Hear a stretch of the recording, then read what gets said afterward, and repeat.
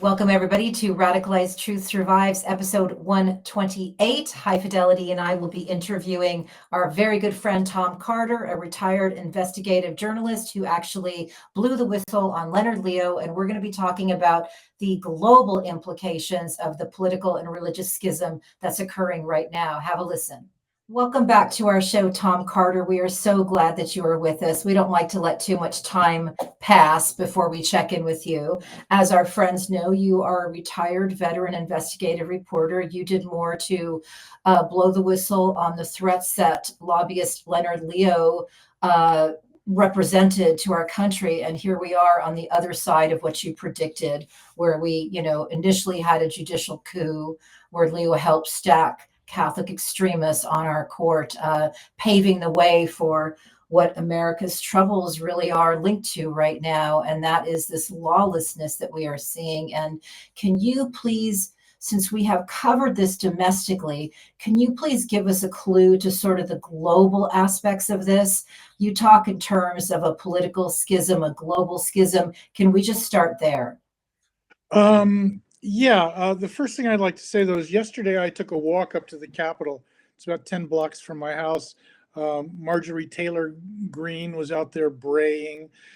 Some other Doge, members of Congress were talking about the Taliban. I wasn't sure if they were talking about the Afghan Taliban or the Christian Taliban in the red states.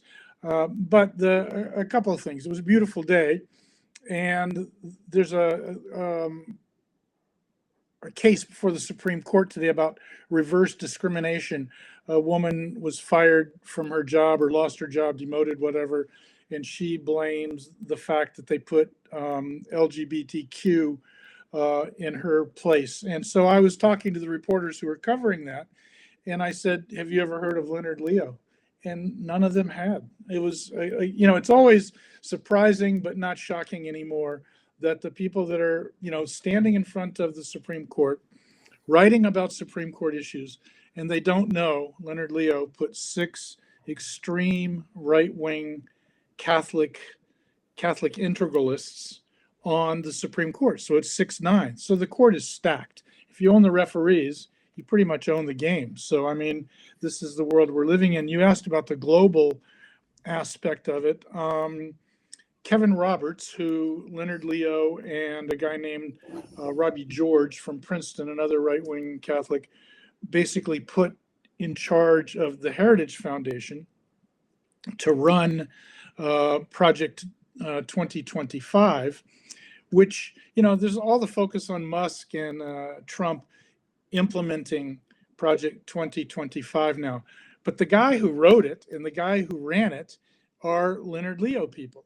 And that is pretty much missed. Anyway, Kevin Roberts, who is watching his 900-page Project 2025 go into effect, all the cuts, the trauma that they're causing the government workers, Medicaid, Medicare, SNAP, all of this stuff is it's Leonard Leo's plan. And of course, it's other people's plan as well, but he is the face of Project 2025 that most reporters miss. Anyway, last week, Kevin Roberts was in Madrid, hanging out with Spanish neo-Nazis, the Vox party. Then he jumped over to London to run around and hang out with Nigel Farage and a right-wing conference that took place in London. This was a few days after J.D. Vance was in Munich, basically declaring that the world that was created after World War II is over. It's no more NATO, no more U.S. It's all Putin these days. So anyway, both J.D. Vance and Kevin Roberts are part of the what I refer to as the Leonard Leo Opus Dei Catholic right. It's basically 30% of the U.S. Catholic populations, and they oppose Pope Francis, basically eagerly waiting for him to die. A website just popped up by reporter, a guy named Edward Penton, on the, he's an EWTN reporter, which is right-wing Catholicism. And it's basically handicapping who they would like to see as the next pope or who they would rather not see. He seems to be pushing Cardinal Burke pretty hard, who is a right-wing Catholic that the Pope actually kicked out of his Rome apartments not too far back. Anyway, what I was just looking up before you, another one of these guys is Mike Flynn.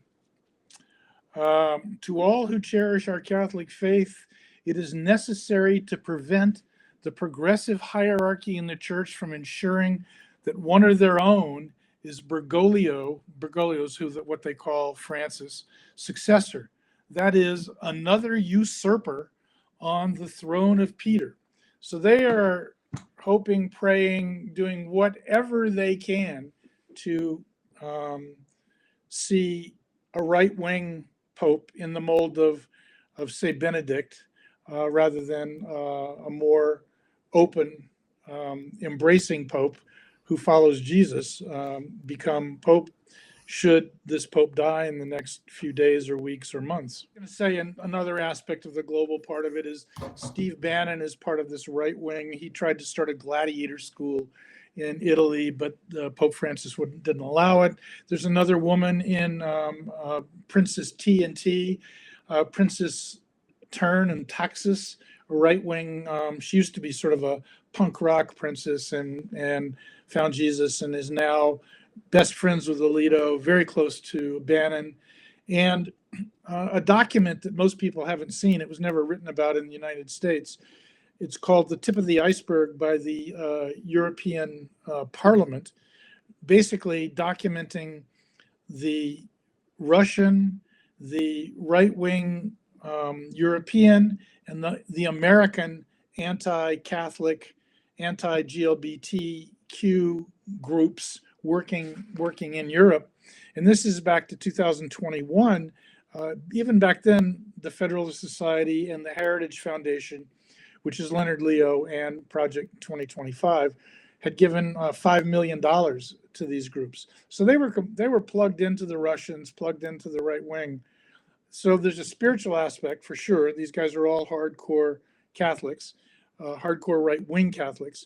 And there's a political aspect too. I mean, they want to take over the world. They've pretty much taken over DC and the United States, at least for the moment.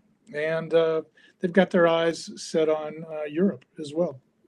Yeah, well, thank you so much for that framing for us. It's so frustrating because as you're talking, I'm reflecting back on all the years of reporting that I did with Byline Times and with my then investigative partner, Sean Norris, where we kept on showing these dark money connections leading from America to Farage and leading from these organizations in Russia and the various oligarchs that were tied to these extremist religious groups, which, they were intersecting with America and with British political players over their anti-gay,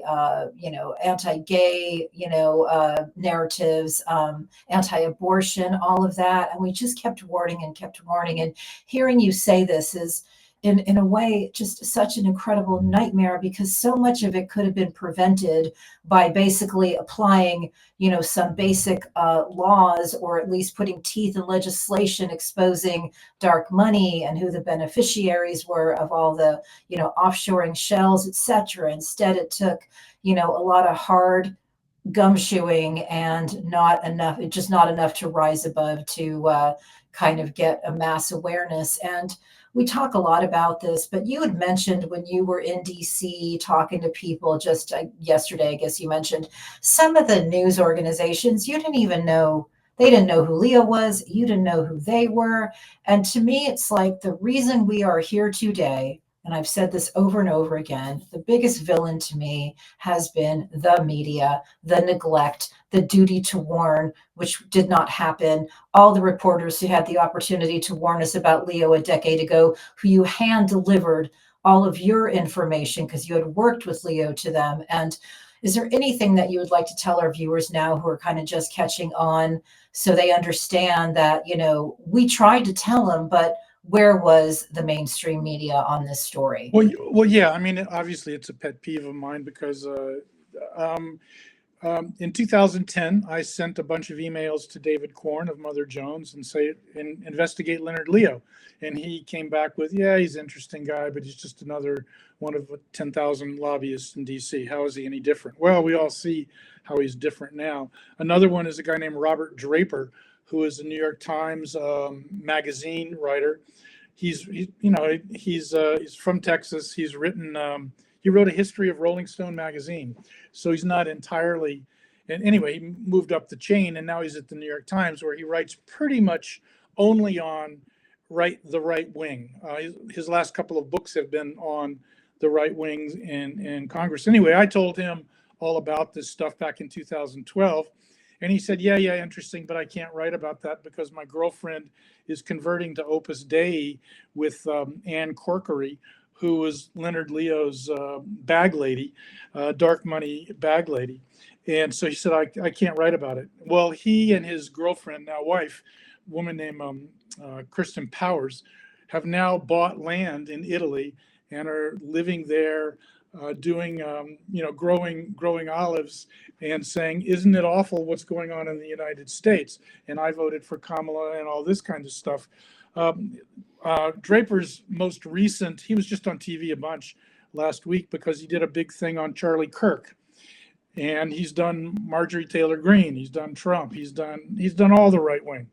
I was asking somebody, has he ever done anybody on the left? I don't, maybe he has, but I just don't know about it. But anyway, the fascism in the United States got to be too much, even for these fascists. And they're now living in Italy and eating fine food and saying, we have to take care of our mental health. One other thing that you mentioned, which is sort of a pet peeve of mine, is everybody says follow the money and follow the power. And I think those are two incredibly important things. But in this discussion that we're having, it's also follow the faith, follow the religion. And in this case, far right extremist Catholic integralism theology, which goes back 1,000 years. I think Leonard Leo, for example, loves power, and he loves fine wine, drinking $300 bottles of red, and under his Crusader flapping flags in his mansion in Maine. But I also think he'd be doing this for nothing. I mean, 30 years ago, he was not a wealthy man, and he probably wasn't drinking $200 bottles of wine. Back then, it was probably $50 or $100 bottles of wine. But still, I think he would be doing this. He believed the anti-abortion stuff, the anti-GLBT stuff, the anti-gay marriage, all of that kind of stuff is baked into his faith and therefore baked into his DNA. He would be doing this for nothing. And it's interesting, even in that world, this Opus Dei hard right Catholic world, even one of Leonard Leo's front groups, Students for Life, which is an anti-abortion, supposedly a student anti-abortion group run by a woman named Kirsten Hawkins. She's catching flack now from the even further right wing because she's not anti-abortion enough. The states want to make it punishable by prison, God knows what, for women who lose their children, even normally through miscarriages, to pay a price for that. And the Leonard Leo front group, Students for Life, says, oh no, that's too far. These women shouldn't be charged. Well, the even farther right says, no, they should. So this is going on right now. And the religion aspect is important. Senator Sheldon Whitehouse came out this morning with a big Substack about how we can take back the captured courts and Citizens United and how all these guys have taken over. But he refuses to say the word Catholic and how the right-wing Catholics are driving this. Why? Because he comes from a heavily Catholic district and he doesn't want to upset his voters and possibly get voted out. So my feeling is, if you can't say what the name of the virus is, how can you, from a medical perspective, defeat it? You've Yeah. got to know what you're fighting in order to know how to fight it. And Yes. if Senator Whitehouse can't fight it, I'm not sure what I can do, except for rant and rave and post things that 5 people see on my blue sky. Well, we'll make sure hundreds and thousands actually are able to hear this across our platforms. We've always boxed above our weight, and we're always grateful to guests like you to bring us this information. And I know Hi-Fi has a question. The last one for me right now is simply that when did it become okay in America to hand somebody like Leo $1.3 billion and say, go ahead and do whatever you want to destroy the world in which we have known, the country that we have known, the freedoms that we have known? I still don't understand why overturning Roe wasn't enough to mobilize everybody against the faction in America that made that happen. But clearly, we memory hold too much. But when was it okay? I understand the faith and the kind of extremist nature of this, but what happened I that would it I would became argue it's okay? always been okay. That going back to the writing of the Constitution, when they baked it, they put into it about the racist stuff about black people, 3/5 of a vote and all of that kind of stuff. And I basically, if you look around at what Doge is doing and Leo and it's all, every single bit of it goes back to what I call white trash supremacy.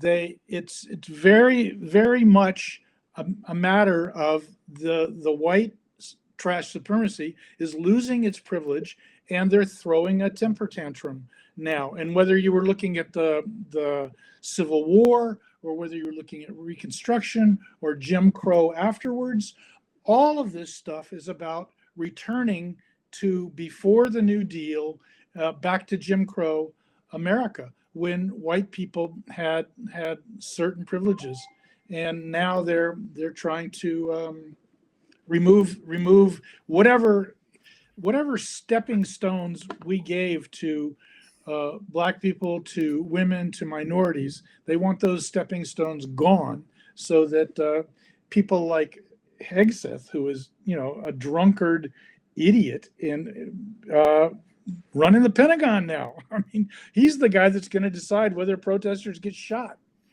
They just It's removed just all the lawyers, and also one other thing. It was 1.6 billion, not 1.3 billion. And you're right; it's no okay. strings attached. It's all about going after the media. It's going after entertainment. Go after everything. They're trying to change the entire world back to Jim Crow and before. And Anyway, the they who are doing this have no trouble doing public Nazi salutes anymore, because as we've learned on this show, just when you think that you've seen the bottom, there's some knocking from below. That's a Polish aphorism we got from Marcy Shore. We are hearing the knocking from below. it's just unbelievable how fast and how low we've gone, and I don't think we're anywhere near the bottom. I think it's going to get much, much, much worse. Anyway, I fight you. You wanted to ask? Yeah, so I'm a Catholic, and I'm going to attack the Catholic Church. Um, it's my group. I broke up with them a little over a decade ago about the pedophilia scandals, the drug scandals, there's a lot of really bad behavior in the clergy that I cannot stand behind, and I can't be associated with that institution anymore. Except I Right. still, a part of me still misses the church. I mean, I took 4 years of Latin in high school so I could understand mass. Like I and it makes me really sad. But then I see people like Mike Flynn out here pushing out how we need a new cardinal, or I'm sorry, a new pope. We need the right pope, as you said. And I see a guy's name on there, and I see the name, Raymond Burke. And Right. Raymond Burke is such a loathsome, disgusting. In 2017, Raymond Burke, out of nowhere, says that Russia needs to be consecrated to the Virgin Mary, right? And then he reiterates this in 2020. So I'm seeing this network of organized crime, of drug trafficking, of human trafficking. You know, we're seeing the human trafficking in Opus Dei. I'm seeing all these abuses by the church.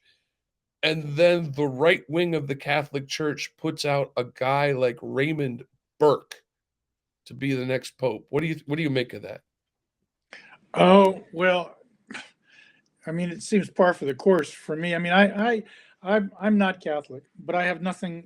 I'm absolutely in favor of them believing whatever they want to believe in their churches and in their homes. I'm certainly not in favor of the crimes that have been committed, whether it's the pedophilia, sex scandal, or whether it's trafficking in Opus Dei. But whatever hocus pocus they want to believe, God bless them. I have zero problem with that. Frank Zappa talked about a long time ago that when the theology and the politics start mixing and the theology starts coming into our households, that's where he draws the line. And I'm sort of in the same bucket, so to speak. I mean, people believe all kinds of stuff, whether it's, and I really don't have a problem. People can believe in, Stonehenge, being witches, nothing, everything. I really don't care, as long as they stay away from me and my family and out of the public square to the point where they're affecting, other people's lives. If they want to be anti-abortion, go ahead. Don't get an abortion and be anti-abortion. Yeah, don't get one. Exactly. It's not hard. But from my point of view, that's something between a woman, her doctor, and her partner. End of it. So I don't really. I mean, they have certainly amassed a huge amount of power, and it's only going to get worse. You mentioned the pedophile scandal. Right now in D.C., our federal prosecutor is a guy named Ed Martin, who last week was supposed to sign off a woman who was married to or a partner with a conservative member. She got pushed around by him, beaten up a little bit. Police were called, and she filed charges. The police filed charges, but Ed Martin, who is the Trump pick here, refused to sign off on that. And so it's basically going nowhere. Well, who is Ed Martin? Ed Martin, he's from Missouri. He was a lawyer for the church in Missouri and basically hid pedophile priests and sex scandal priests down there. Also a good friend of Leonard Leo. And in 2008, they worked together to press the governor to pick a judge that they in particular wanted on in the Missouri courts. So he's also a far right extremist Catholic. Now, what church he goes to, or whether he's Opus Dei or just what they call Opus Dei adjacent, I don't know. All I know is he's also very, very much stop the steal, that Trump. The election was stolen, that the J6 people that Heidi, you've interviewed a few of, they're all patriots and were imprisoned wrongly, that sort of stuff. Anyway, this is the guy now sending out warrants to Jack Smith's, some lawyers that were affiliated with Jack Smith. Private lawyers are now being investigated for basically being lawyers, but they were lawyers Trump doesn't like, and this guy Ed Martin doesn't like. And honestly, I have sent everything I could possibly think of to the Washington Post. Please mention this guy's connected to Leonard Leo. Please mention this guy is involved in the cover-up of the Catholic Church pedophile scandals. Not one word that I can find. Another, just going down the Ed Martin rabbit hole thing. One thing I need to point out is Ed Martin worked with Phyllis Schlafly at Schlafly's Eagles. And That's Phyllis Schlafly, hardcore Catholic, hardcore right-wing Catholic, Knight of Malta, just like Leonard Leo is. So yeah, there's so many connections Also between these yesterday, people. yesterday, Politico had a story that Eric Prince's organization is going to be taking over some ICE work and Deportation stuff, yeah. deportation stuff. He's a Knight of Malta, convert to Catholicism. It's like the Jerry Seinfeld joke. Did he, the dentist who converted to Judaism, did he convert for the religion, or did he convert so he could tell the jokes? These guys are converting to Catholicism. Are they converting for the Catholicism, or so they can just be right-wing nut jobs and have the church behind them? I couldn't parse that out, but I do. JD Vance is a perfect example of what you just described as well, and also what you described with Ed Martin not signing off on the abuse case, the domestic violence case. In Ruth Ben-Ghiat's book Strong Men, there's so much evidence about not only the sexual anxiety among these white trash supremacists you're talking about, but the importance of controlling the female population, controlling their bodies in every single way. So this is just the tip of the iceberg of what we're going to be seeing. And as our one of our previous guests said, why we can't have nice things. Just while I have you here, you are in Washington, D.C. You are still going about your life. I know we talked earlier, in order to sort of calm your nerves and your soul, you're back to rom-com double features and, just going out and, making sure you smell the roses or something. But when we talked to you a few months ago at the beginning of the year, right before the inauguration, at the time you said all that we can think about doing is small acts of resistance. What is the tone and the tenor now as you look at this global effort? And when we talk to Gareth Gore, to be sure, the Opus faction, the real extremist faction within the Catholic Church, is a smaller fraction within a bigger organization. So I'm glad both of you mentioned a few words on that. But what kind of is the tone now? Is there anything you can leave people with from your bird's eye view right there in Washington, D.C.? Well, there are demonstrations going on. People are gathering in front of USAID. They're gathering, where at the VA where people are getting, fired, and they're, basically trying to make their voices known. I think one of the things that's interesting is the Musk presidency, the Trump, whatever. They keep saying, oh, people voted for this, but actually it's just about 35-40%. There's not a single thing that they are doing that the majority is in favor of. But if the majority doesn't come out and vote, if the majority doesn't do, what they can, then the 35% can and do win. Just yesterday I saw an old guy who I've been watching for 20 years, carrying signs, going to peace marches, stuff like that. I saw him. I don't know him, but he walks by my house, and I saw him yesterday with a cane, and he still had his protest sign. So, he's going out there and putting in the time. I have no idea how much good it has done, but it made me feel a little good that guy's still out there, still protesting, still, trying to make his voice heard. Friday is supposed to be a national boycott of all. Don't buy anything. Don't buy gas. Don't buy food. Don't go to McDonald's. Don't go to Safeway. Don't go to Whole Foods. Buy zero. Not online, not offline. I plan to not buy anything. I'll be very interested to see how effective this is, how many people do it, if anybody but me notices. So I'm, you do what you can. But honestly, as a white, old, straight, retired man, I could pretty much sit this out. They're not coming after me.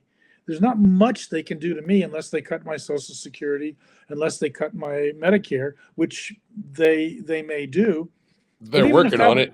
And even if that were to happen, I have options. I have a green card for Mexico. I could go to Europe. I could go to Canada. But not everybody has these choices. And even my own kids, they're adults, they're smart, they read, they as long as it doesn't affect them, as long as they're not losing their Venezuelan nanny or their daycare or whatever, they're like, yeah, I voted for Kamala, but what else can I do? And they're not, if I try to talk to them about it, oh, Papa, leave me alone. I got more things to worry about. The price of yogurt just went up. Eggs just went up, whatever. So I don't know. I mean, like I said, I'm trying to stay sane. I watched Mamma Mia last night. I love that. Meryl Streep is amazing, and Ava is amazing. So Yeah, no, absolutely. I always go back to something David Frum said in January of 2017. He wrote this for The Atlantic. If this were happening in Honduras, we would know what to call it.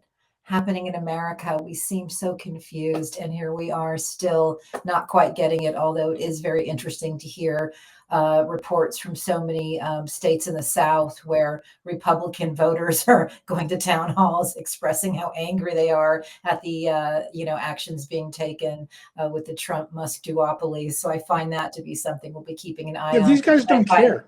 I don't think they care. Right? I don't think. I mean, the 35, no. the MAGA 35% can rise up and scream from here until doomsday, and it doesn't matter. They don't care. I think, this is just me, that like in Nazi Germany, when they got rid of people that were undesirable, whether it was Jewish people or Roma or handicapped or whatever, that was the waste that they wanted to get rid of. The waste that they want to get rid of now is, poor people on Medicare, Medicaid, SNAP for children getting food assistance. We are the waste. It makes no sense to me. But everybody's writing about it. Oh, this is a hair on fire moment. This is a 5-star alive. No, it's been going on for years. 10 years ago was the hair on fire moment. Yes, preach. I think of all the work Hi-Fi and I have done warning people about this new feudalism and how we would be the great unwashed to these techno-fascists, and here we are. High fidelity. So, Tom, one of the things we were talking about before we got on camera was the Trump White House kicking the AP out of the White House press corps. What's going on with that? Well, it was basically because the AP correctly calls the Gulf of Mexico the Gulf of Mexico, and Trump wants to call it the Gulf of America. My question is as soon as the AP was kicked out, why didn't the entire White House press corps walk out the door? I was talking to a Washington Post reporter about this, and they said, well, we have to report and we have to have access, and I said, but you're not really reporting anything. I mean, it's a Trump press conference where it's lie after lie after lie after lie. It will be on the internet. Anybody can watch it. So just being in the room is not of much value. And yesterday, French media, basically, when Marcon was there visiting the White House, basically got it figured out some way to do it. I'm not exactly sure what happened, but the Associated Press got the first question. So French media is going out on a limb, helping international media, the Associated Press, but American media don't seem to do anything. One other thing I'll mention, you mentioned at one point you said, what can be small acts of resistance. The U.S. Army chorus at the White House Marcon dinner came in and sang the song from Les Mis about the people rising up and overthrowing tyrants. And I mean, talk about brilliant 5-star trolling. I wonder if all of those Army folks are going to get fired today because they did it right to his face. And I mean, and anybody who knows Les Mis knows exactly what they were singing and what they were singing about. And, God bless them. So small acts of resistance. Oh, I love that. And Macron actually did lead what my friend Monique Kamara calls a master class on how you deal with a propagandist. And we've seen Absolutely. this for years. Media parroting propagandists is not reporting clearly. That is not reporting. That is literally just, Pornography. normalizing, yes, It's, stenography. yeah. So, High fidelity, final word. I don't know what it's going to take. Maybe it is going to take pain. Everybody's going to need to experience it. But I don't understand what it's going to take just inside the Catholic Church for Catholics to realize that there is a corrupted, unwelcome element inside the church that I think will ultimately lead to its destruction. I just what can you it's say to been these around people? 2,000 years. It's been around 2,000 years, and there's been a lot of corruption. But I'm the 70, at least in this country, 70% support the Pope, 70% support. I mean, I don't think he's perfect. He said some stuff about LGBT and so forth that I'm not on board with. Yeah, he's But not the greatest, but he's better but than Benedict. but generally speaking, he's been embracive, and we have to welcome people in, and so on and so forth. The 30% are absolutely opposed to that and consider him a usurper. I don't know what it will take for people to, you know, I don't know what to say. I mean, like I said, they've been around 2,000 years. 1,000 for Catholic integralism, if you can trace it back to Thomas Aquinas and natural law, the Inquisition, the Papal States. Basically, the idea that the church controls and runs everything is, it's 2,000-year-old ideology. I So, think thank you for mentioning Inquisition because that's actually one of my predictions is that if the next pope that is appointed is a right wing pope, I fully expect to see the church starting down that inquisitional path. oh, absolutely. I think that's true. But yet one thing about the Inquisition you always have to remember, they didn't do it to torture people. They did it to save your soul. So it was, when the person was on the rack screaming at the top of their lungs, I didn't do it, I'm innocent, blah, blah, blah. And at the last second before they broke, they said, oh, okay, I did it. When they were then taken outside to be burned at the stake, it's because they had saved their soul and they could now go.